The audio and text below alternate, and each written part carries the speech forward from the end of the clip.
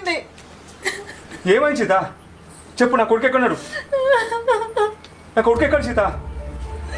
చెప్పు సీత. ఎక్కడ కొడుకు?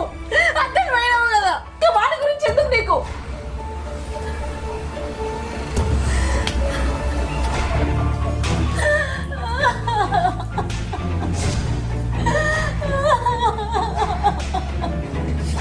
చెప్పు సీత, మన కొడుకు ఎక్కడున్నాడు సీత?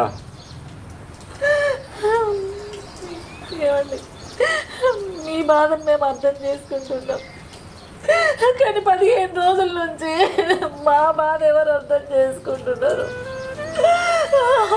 అవును సీత, నిజమే, నేను తప్పు చేసిన సీత. నిజంగా దేవుడు మన కొడుకుని కాపాడుతానుకో నమ్మి వెళ్ళడం నాది తప్పు సీత.